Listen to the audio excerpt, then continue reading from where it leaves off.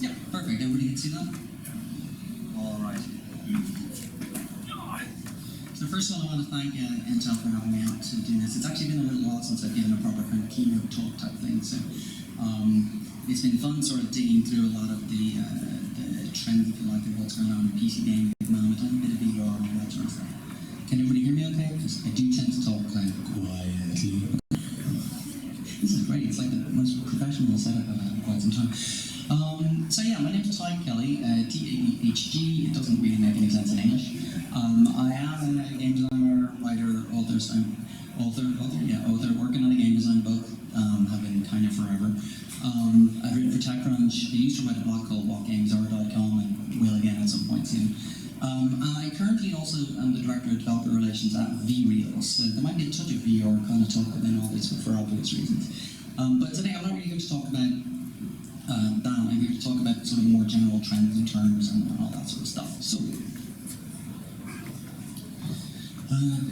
isn't that, I have to say, it's a very clutchy title, but the current state and future of PC games and how to design accordingly. It's very sexy. What exactly do I mean by PC games, just for a second? PC gaming means, there we go. The term PC means many things. Traditionally, the Windows PC is considered, the venue for indie games, let's say. It's considered the primary destination of kind of graphical powerhouse kind of games of one sort or another. And it's generally been considered the natural home of strategy games. But in recent years, it's kind of grown in a lot of different directions. It's become the primary platform for esports, for instance. Like, you can't help but boo for talking esports, and most of it revolves around PC gaming in one shape, form, or another. It is the long center of online gaming, but particularly lots of different kinds of online gaming, more than just sort of straight up competitive shooters. There's a lot of things like cooperative games, there's a lot of things like Minecraft servers, there's a lot of stuff like even Facebook games and all that sort of stuff, which I know it's kind of a dirty word, but nonetheless, there's a lot of different, if you like, multiplicity of online things that happen within PC that tend to be much broader than you see elsewhere.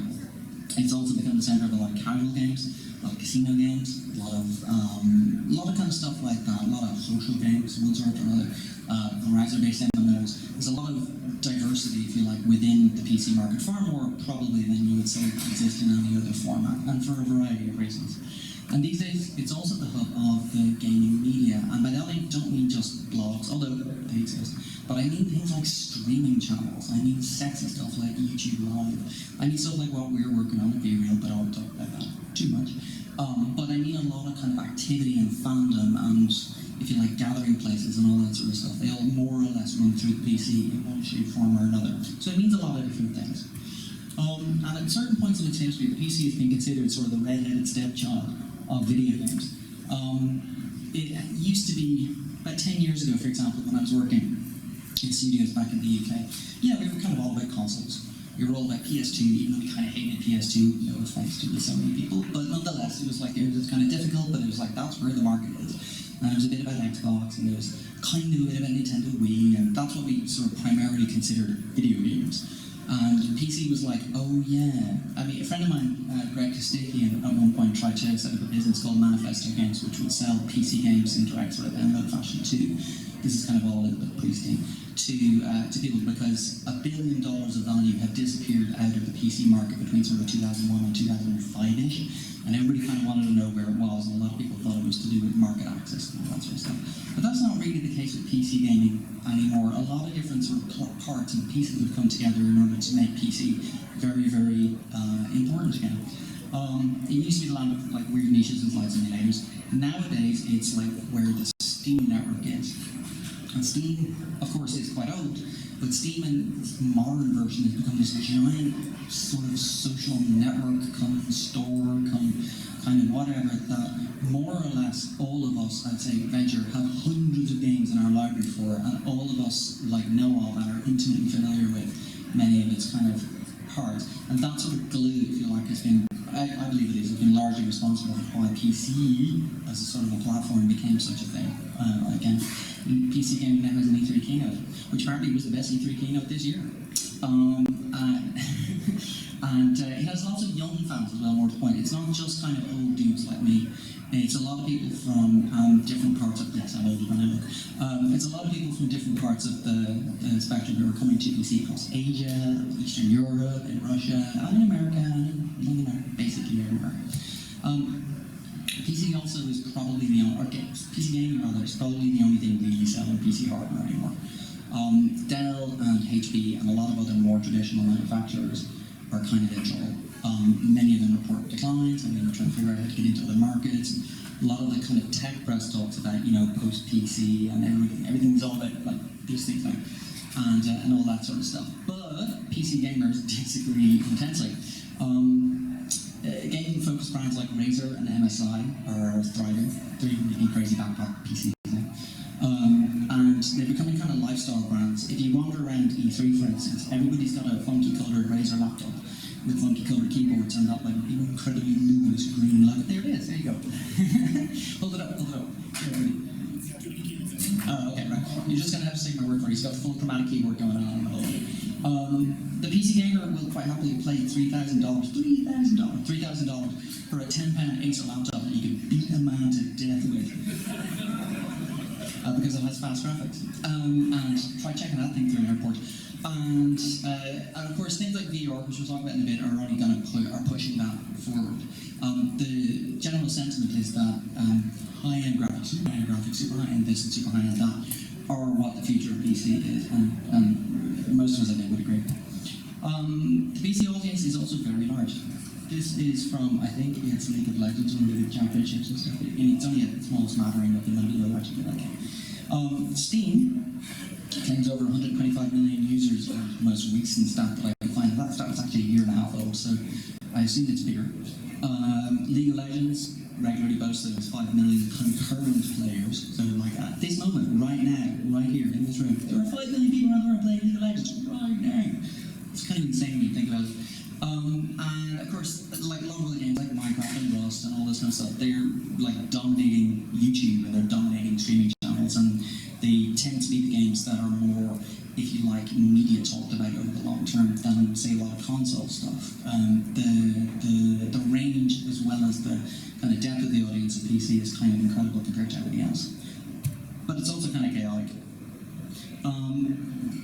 It's not sort of easy to say that PC gaming is one kind of audience. If anything, my friend Daniel Cook, who I think most of you might know as the designer of Spry Files, at a panel in GDC a few months back, he likened the PC gaming market in general to being a lot like individual vertical sports. So there isn't necessarily a lot of kind of crossover talk between the sports. It's like sort of trying to get a soccer player to get interested in NFL. But if you like, the overall number is very, very large. So with the PC market, it tends to be the case that it doesn't operate in the same tribal, easily sold way that, say, console players or console markets do. Console markets, for instance, they go to E3, big presentations on the wall, everybody goes, oh my god, what are the next? And like they buy, people will buy whatever game is kind of pushed at them in vast numbers.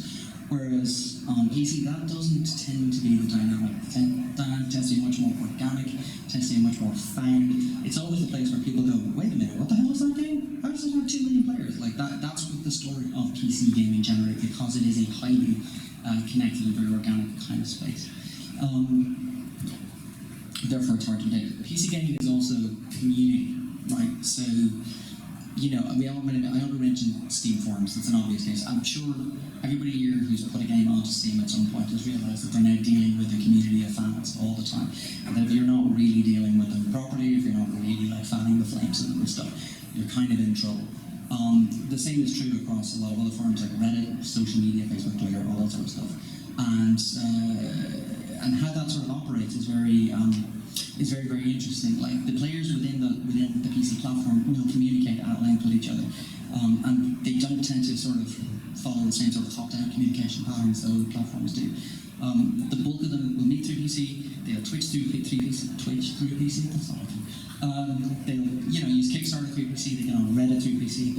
So they tend to have this kind of reinforcement of PCness, even though they're going to 1,000 different places all at the same time.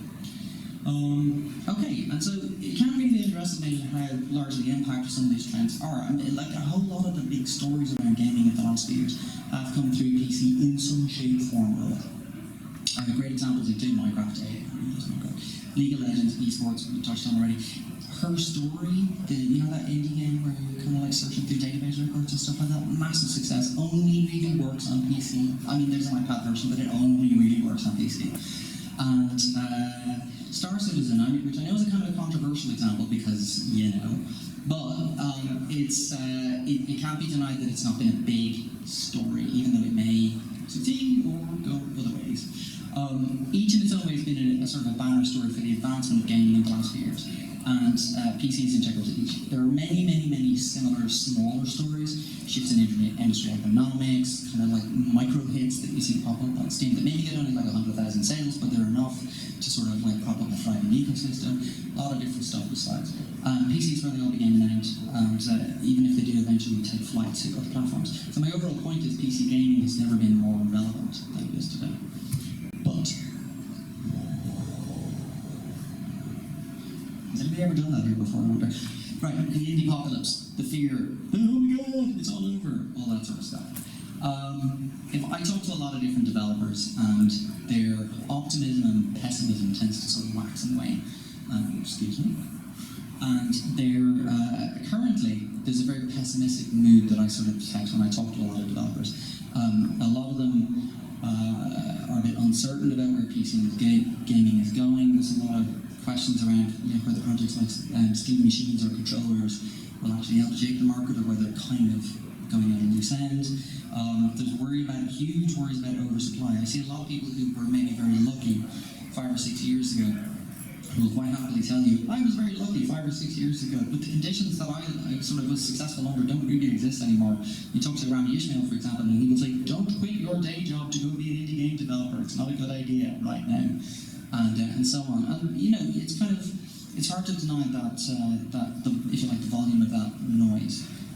In a poll that I ran on Twitter a little while ago, I asked whether Steam Spy is accurate as a way to sort of judge a barometer of how well indie games are actually doing, say, in that kind of context. And the answer majority that I get back was about 20% or so. So most people say, yeah, it's pretty much kind of within 20%. Once you get over about 30,000 units, Steam Spy is actually fairly on the money. And that's quite terrifying because according to survey, the median sales for Steam sales for games has dropped from 32,000 to 21,000 in like a year.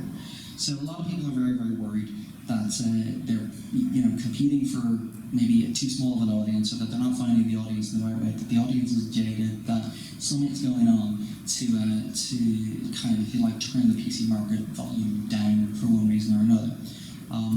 Now, are those fears justified? Maybe. There's a lot of confusion out there. There's a lot of I don't really know what the way to market is anymore. I don't really have a sort of a fixed plan in mind of how I'm actually going to find this huge audience that apparently exists out in this space. And so yeah, so it's hard to say. And the thing is though, while services like Steam Spy do give some insight, it is very, very risky, I think, to assume that they provide a very clear picture. Developers, you guys, are often, in my experience at least, developers are often very quick to infer negative narratives rather than, if you like, try and maintain an open mind. We have a tendency, I don't know if it's because we are technically literate, numerically literate, or because we work in games and we kind of know what a zero-sum game looks like, we have a tendency to be actually very pessimistic and to buy into pessimistic stories very quickly. So if there's even a small tremor in what the market seems to be, or if there's a success that doesn't quite fit, or you hear the story of an indie developer who's like, I did all the things that I was supposed to and I wasn't successful, then we tend to read that pattern as that's everything, oh my god, we're screwed, kind of stuff, and to make decisions accordingly. But mostly, like anybody who's reading a market and thinking they're seeing patterns, we're actually operating from incomplete data. So it's hard to know how to make a decision. Should you, for example, find a game genre niche right now and sort of get in and recycle it because the market's all blowing up or melting or something? Maybe. It's hard to tell. Should you aim at the mainstream? Should you try and sort of maybe do the thing that PopCap did 10 years ago? Maybe. Again, it's kind of hard to tell. It seems like there's no really easy answers anymore. It seems like maybe half a decade ago there were, but we're all, we've all missed them or something along those lines. But I don't think that's really true. I think the issue is, how do you reconcile the skepticism that developers have around PC with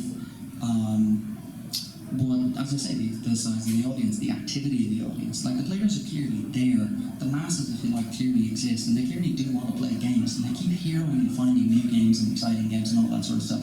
But there's an element of us ourselves, if you like, and our sense of conventional wisdom that tends to make us actually very conservative. And I think it's possibly the single biggest factor that actually holds back a lot of studios from their own success. It's a bit controversial thing to say, but bear with me. I've been in games for 17 years, and I've seen a lot of different forms of conventional wisdom rise and fall. And to me, at least, the sort of current pessimism is just another version of that. I think fully 2-3 years from now, there'll be some crazy new suite of games that everybody will be like super excited about, and then invent reasons for why they can't possibly do that, and that kind of stuff. It's a cycle. It's a kind of a thing that we conventionally and we constantly do, and we should just get over the habit of it. We are by nature somewhat skeptical. A good example of, just sort of briefly for a second, a good example of that kind of skepticism is when Facebook boomed as a gaming platform about, what was it, 7 years ago, 8 years ago, something like that. And we all feared it might be the industry. Few of us would think, hey, wait, I could dive in on that and find out how that works. Most of us were like, we're doomed, we were all on Wii, it was great, now we're doomed, and stuff. And then we weren't doomed, and then we went on to iPhone, and a lot of people maybe got in on Facebook late at that point when they were sure that it was a thing, they missed the boat, and then they were like, oh, that's going to kill us, we're doomed. It's a kind of a pattern that we tend to fall into, and I do think that indie apocalypse fears and indie recession, or whatever you want to call it, are kind of similar. I do think the idea that, the e-sport market's all being sewn up, I think that's way too negative for people to be inferring at this stage. I think that just because we have a couple of MOBAs doesn't really mean that that's it. I think it means there's actually a potential huge opportunity to connect players with a different kind of e-sport, and maybe go and make it become the next $10 billion 10-cent purchase or whatever. So I'm essentially saying that there's plenty of reasons to be pessimistic, but actually there's always plenty of reasons to be optimistic, and I intend to steer you a little bit more toward optimism today. As a designer, I've worked with studios across all sorts of platforms, so I've seen a lot of different kinds of games in operation that you maybe haven't. And I've worked with indie games. I've also worked in casino games. I've worked with browser-based MMOs. I've worked with PS2 console games. I've worked on PSP, terrible projects that I never speak of in public. No, really. I'm legally enjoined from talking about one of them. It was that bad. I've seen a lot of different stuff, a lot of different kind of patterns. And it always surprises me how quickly in each of those sectors people are very, very quick to talk about their market, like as though they know what their market is. And yes, I have little plans for their market. Their market is supposedly behaving in one way or another. The market thinks, the market encourages people to make conservative decisions. The market consists of, it's women aged 45 and over, it's young boys aged 22 and lower. It's like every single sector tends to have a fairly, shall we say, limited perspective of what it thinks the market is, and it tends to then infer an entire behavior, if you like, from everything else, sort of from that.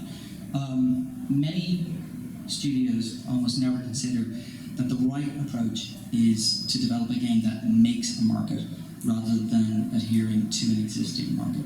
And easily 70 to 80% of the big successes that you all consider as like the things that really make PC gaming today, or other forms of gaming, tend to make markets not follow.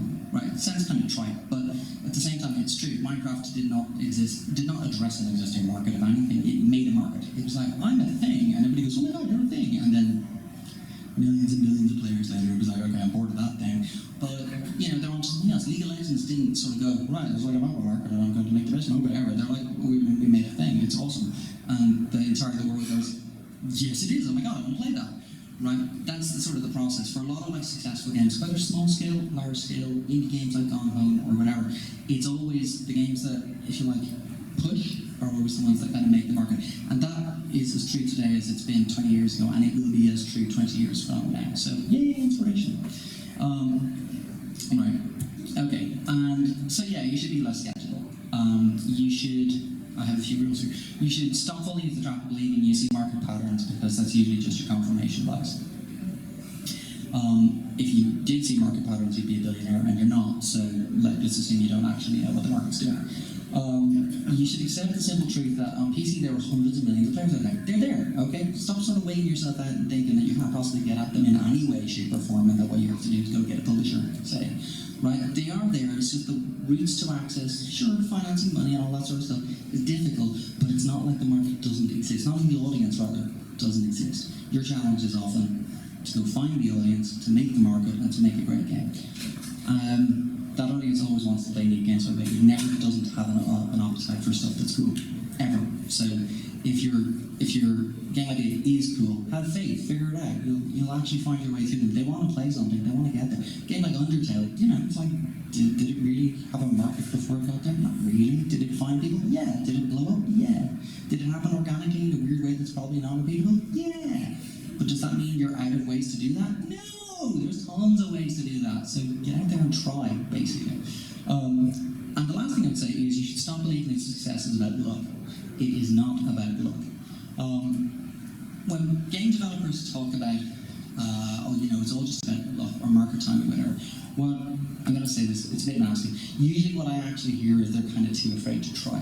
That what they're looking for is, if you like, a small wedge, some way that they can kind of figure out a repeatable thing that they can do again and again, and which should lead to success, and which usually doesn't. Because we talked earlier about their perceptions, we talked earlier about their beliefs about the market and all that sort of stuff. But really it's because if you start believing that game development success is all a matter of luck, what you're actually doing is adopting a survivor mentality. And what that means is you're going to be very conservative about what you decide to do. You're going to want to make a lot of $2,000 bets and hope that you see a glimmer of something within them. That doesn't tend to actually be the case. Luck actually doesn't matter nearly as much. Sometimes it is a force multiplier, sure. Sometimes there are times when the timing is just so, or when the world was like just ready for the game that came along and produced a notch. But most of the time, the successful games, things like Ark, for example, they're not just lucky. They're not just like, one day we happened to stumble into a video game and now we're millionaires. It doesn't actually sort of work that way. It works much more about, it works much more like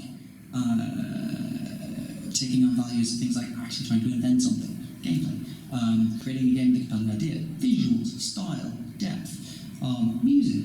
Like a lot of these kind of qualities that maybe it seems like are just commodities, but actually tend to be very effective in how a game moves, how people kind of get inspired to try it out, all of these kinds of things. There's a sort of dedication to craft that believing in luck tends to rob you of. And as a result, you will probably, if you believe that the market is just luck driven, you will probably therefore make yourself unlucky and therefore not succeed. So don't do that.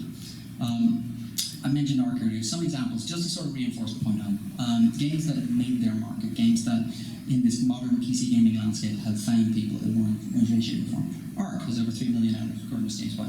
Undertale has over 1.5 million hours. Factorio has 477,000 hours, give or take plus or minus 20%. Who's Your Daddy? A weird indie game, right? Yeah, there's 517,000 owners. I was like, what the hell is that? Right? It's finding, it's making a market somewhere. God knows how, but it's making a market sort of somewhere, and it's getting a lot of players in the process. The Way of Life is nearly 1 million hours, and Rust, of course, is nearly 3.8 million hours now. What most of you are thinking as I'm saying all this is yes, but there are reasons for those hits. Some of those games are free, sure. Some of them are free to play, sure. Some of them encourage a lot of player creativity, but my game is narrative-based and stuff like that. This is possibly true. Some of those games got very lucky with funding, yes they did. Some of them have the inside track on the gaming media with all those filthy gaming journalists, sure, yes they did. And all those are absolutely real factors, right? Of course they are. It's not that you have to get out of the idea that it is just pure meritocracy, that all you have to do is make your video game and put it up on Steam and boom. It doesn't, there is more involved than that, of course there is. But what I'm trying to say to you is that many of the, if you like, much of the drag that this mentally causes for some of you, these kind of factors that seem so difficult. So they are your confirmation bias talking. It's not like you don't need to think about them, but you don't need to sort of think about them and get all very depressed and start thinking volume. Where did that come from? I should drink glass. My point is they're all kind of tools, they're all parts and pillars, and they change and shift and all that sort of stuff. But the audience, again, the audience is there. The PC audience is massive. and it's interested, and it's engaged, and it wants your games if you can just figure out how to deliver them to them properly and make those games interesting and all that sort of stuff. So don't overinflate the importance of what you don't have. Just figure out how you'll get there, because the audience, as I say, is absolutely there. And this is all kind of high talk, sure. And there'll be some people who are like, oh, this guy's something crazy. But what I'm trying to do is to sort of set your expectations, because if I'm going to talk about what the future of games is, and we're going to talk about a bit about VR and other kinds of stuff, what I want to do is not talk from a completely pessimistic place. I don't want to spend like the next 20 minutes going, or whatever, 15 minutes.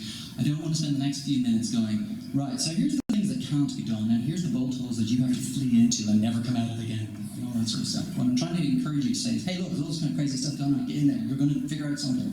Have the right attitude, pull it together, go out there and make some great games, basically. So if you want to conquer PC gaming, so just find a profitable niche. It's like, have the right mindset. Think about in terms of the people that are there. It's like, you ever watch Garrett and Ross? You know that speech with Alec Baldwin where he's going, they're out there wanting to give you their money and all this kind of stuff. Are you going to take it? It's a little bit like that, except maybe without all the craziness and the brass balls. But it is that sort of like, the people are there, stop being pessimistic, get out there. They actually want to play your games, just find them. So, alright. Yes, PC gaming is bold, and that is Washington. But anyway, PC gaming is bold. The PC audience is very loyal. It's very, very tough sometimes. It can be a bunch of mean bastards. It can be kind of insane on occasion. It can go a bit mad, we all know that. But it is the most engaged place. It's also people who are PC gamers, tend to be PC gamers for a long time. They will upgrade and continue and follow games for years and years and years and years and years. Whereas console games might be fickle, console audiences might be fickle, mobile gamers don't care, stuff like that. But the PC gamer does care. Just you need to get out there and find it and activate it. Okay, so enough of that. Enough of the. How should you design for the future of PC games? Alright, I have some ideas. One, design for streaming. I know I work for a streaming company, but I really mean this. Design for streaming. Design for streaming. The streaming ecosystem of Twitch and YouTube is massive. Something like 50% of people who even watch games now are not even necessarily playing them, so it's essentially been an audience dollar. There's been a lot more awareness drawn to certain games because of the streaming economy that didn't exist before, and it's been an incredible boost for some studios. Some streamers, some individual streamers have audiences of a million. Are there any streamers here today, actually, as a matter of interest? No?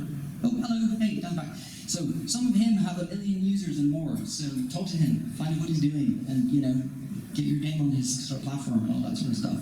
And streamers also generally love to promote games. Most of them, I know there's kind of occasional stories of people with like agencies and charging money and stuff, but a lot of streamers actually are in it because they actually really give a shit. Sorry, Intel. They really want to promote and see games kind of like thrive and all that sort of stuff. Many game developers are not designing for streaming. So what does that mean? Well, it's one of two things. Either they're not really designing games that are very easily viewed, which is generally a user interface problem, or they're designing games that are very easily used but also kind of burn through. So, for example, That Dragon Cancer, which by the way is fantastic, buy and play. Has been watched millions of times via streaming, but actually the sales of the game have been very shallow. And Ryan, who developed it, got on line and complained about this a lot, that essentially it felt like his game had been burned because lots of people had gone, oh yeah, that looks really cool, hey, no need to play that now, right? So with streaming, there is definitely a kind of a things to be thought in mind of replayability, that it is kind of important for your game to have some sort of rediscovery, re-emergence, reusability sort of factor, something that people can, once they've watched the game, come back to and get value out of it themselves later on. Something new, something exciting, something whatever, The best way of thinking about streaming seems to be that the streaming provides the window, the big long demo, if you like, to make the players very excited. But if there's nothing behind the demo, then of course they don't have a reason to be there. So I would advise you to figure out how to make a game that is replayable. It seems like if you're going to be part of the streaming economy, you can't make something that's one and done. The second thing is, what's your hook? There's so many games out there now. We have like a touch of indie pop-ups. There is a lot of games out there in the market right now. And one of the things that we often miss when people are developing games is the successful ones do tend to have a kind of an emotional hook. They tend to have, if you like, a very easily describable quality that makes people inspired to want to try and play them. What you tend to get a lot more with with game developers is maybe if they're working in certain genres, they kind of think it's like a feature, like, oh yeah, mine is like this, but it has this. It's like, that doesn't tend to be a good hook. On the other hand, a game with a good hook was something like Ark, right? Dinosaurs on an island, run away. Oh, okay, right? Nice and simple, woo, right? It's immediately emotional. People kind of get it, and they're like, I want to try that. I want to see what that is. That sounds cool. I haven't played that, right? There's a principle in marketing that goes something along the lines of, it's like the blue ocean, red ocean thing, that if everybody is kind of in the red ocean trying to sell the same product in the same way, obviously they create a lot of noise for one another and like they're each essentially become invisible. So if you're going to be the successful game developer, you kind of need to be a little bit blue oceany, which means you need to have a hook that's very different. You need to have an idea that's not immediately pigeonable. Like you need to have a sort of a quality to your game that, as I said, intrigues people, or maybe kind of makes them go, that seems cool, or they identify with, or those kinds of personal qualities that can kind of bring them out. And they matter more today than ever. We do. I mentioned everybody having a huge Steam library earlier on. I have hundreds of games on my Steam library. I'm sure you do too. I'm at that point where I see the Steam sale and I'm like, oh god, right? Because it is just going to be like, oh, do I really have to buy more games? So, like, I'm just using myself as an anecdotal example, but it's important for games to have that more kind of deeper hook, something that they will be able to sort of get to, if you like, get over the catalog effect. The other thing about hooks is that they're generally not that static.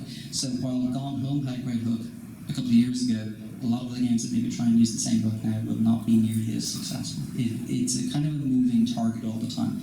You need to think a lot in terms of where the market, I keep saying the market, but I mean the audience. What the audience has kind of been seeing in the recent past and what therefore it's probably not that interested in, and then pushing forward on that. So Gone Home had a great hook 3 years ago. Stardew Valley has a great hook now, right? Very different game, totally different thing, but within the context of where we are right now, it's appropriate. And the same is true with a lot of other games going forward. Like the ones that are very hooky, that's not a word, but whatever, hooky, are the ones that aren't going to look like what we've just recently seen.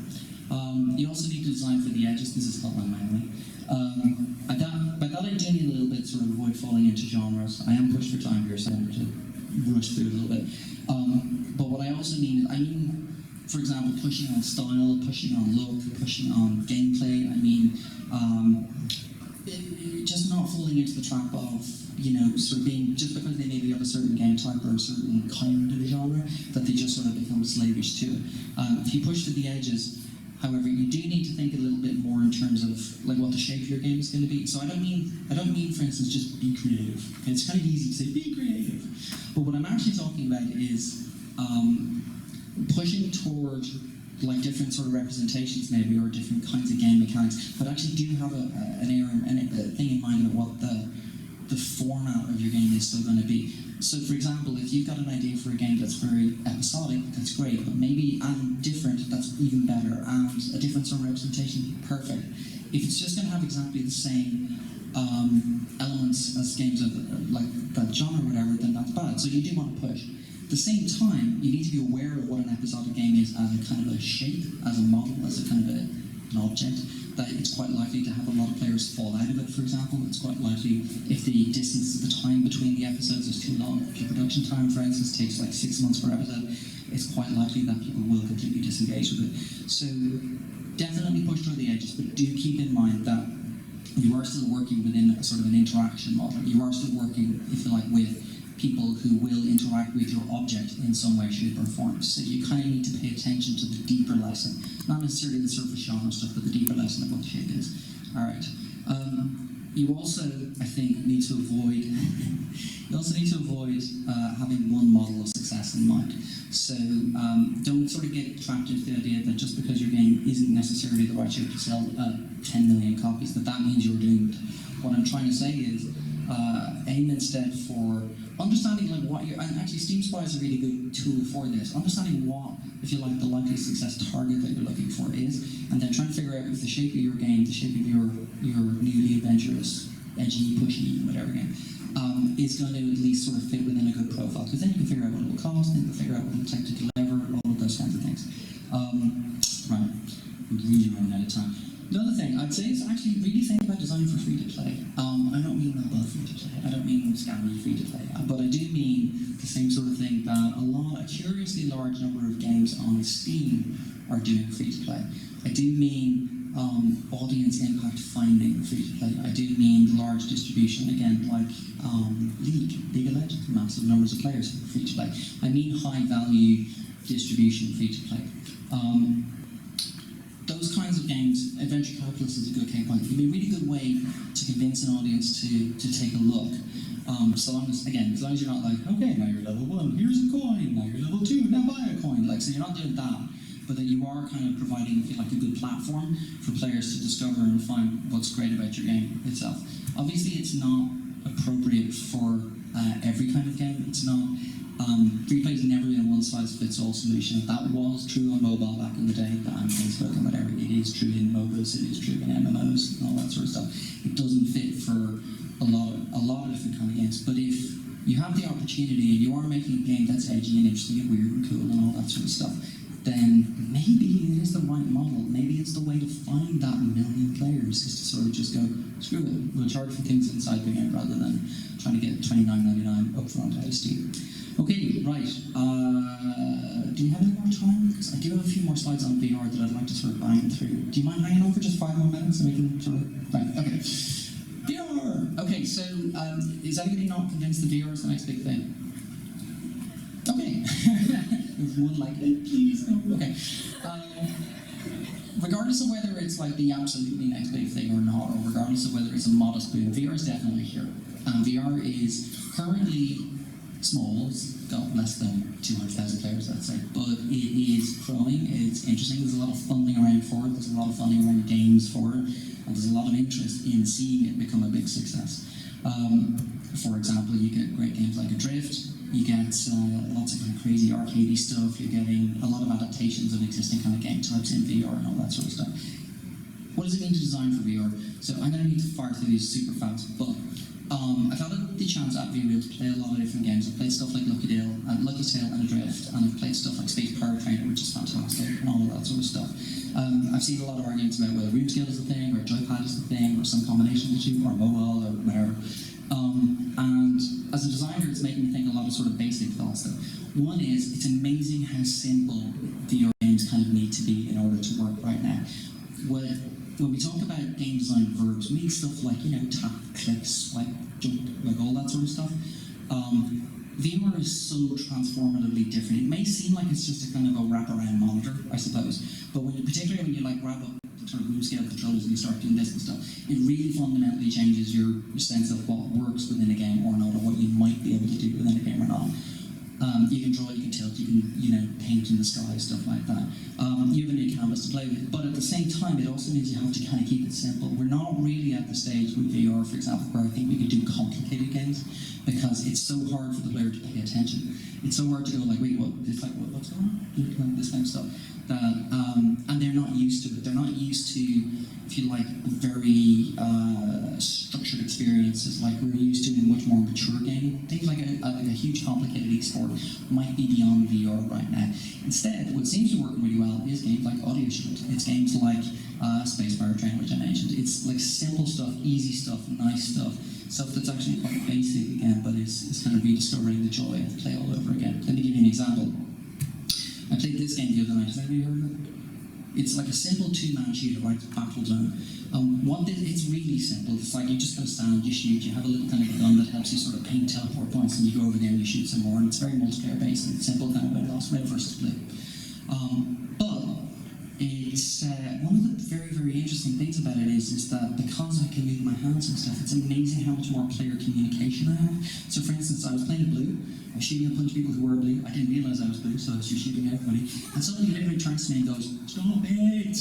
Like that, right? Stupid, simple, seems easy. It's amazing how powerful that is. You're like, oh my god, like I don't think I've got gestures. I can go like, "What, you?" Right? I can do a lot of things that may seem like trivial, but are not. Very good example, Werewolves Within, which is Ubisoft's sort of version of the kind of Mafia werewolf card game thing. I had the chance to play this at E3 last week, and I probably can't tell you too much about it, but it's incredible! Because you literally have things like you can point a finger, you can gesture, you can wave, you can see people talk, and people going, "I accuse you," and stuff like that. And you're suddenly like, I'm having so much fun, I'm having a true social game, like we talked about 10 years ago when Facebook pretended to be social games, right? Or like when virtual worlds were sort of trying to do that, it was all like press keyboard X in order to sort of do this, and it looks kind of ridiculous. When you're actually able to go, wow, wow, wow, wow, it's a transformative experience. And so for me, like a lot of what VR is doing and a lot of what it's kind of promising is that kind of transformational sort of quality. Will it take a year to be adopted? Will it take 3 years, 4 years? Who knows? But the sort of degree of difference and the impact on PC gaming that it was bringing is just going to be nothing sort of crazy. When you all get a chance to play Werewolves Within, which I hope will be soon, you'll laugh your ass off all day, and then you'll be like, that was really good. It was such a simple game, but oh my god, it was so much fun. I remember that guy when he pointed at me and he was like, what a bastard he was, and all this kind of stuff. That will be the sort of feel that you have, and that it's not necessarily the same kinds of games that you're making today, but it's exciting. Okay, 2 more slides and I'm done. The other thing I'd say about VR is I've seen a lot of games that have tried to adapt what exists in games. Right? Sorry, John, it's kind of a little bit. But games which are like, I've already got a game idea that comes from somewhere else. I'm going to VR it. Right? I'm going to VRify it. Oh, I'm going to VRify it. Right? It's a bad idea. There's a lot of hidden design cues within VR that are subtly different from screen gaming or from touch gaming or from whatever, and it's going to take some time to figure out what they are and how they work kind of appropriately. So personally, I recommend I play games like Space Pirate Trainer, they're much more kind of VR native. They're much more, I feel like, true to what VR kind of promises to be. And so I recommend trying to figure that there are whole new shapes to be discovered there. There are whole new edges to be discovered. There are whole new ways to design games all over again. So I would say don't get wrapped up in the legacy of what PC gaming used to be. Look at the future of what PC gaming is tomorrow. Thank you.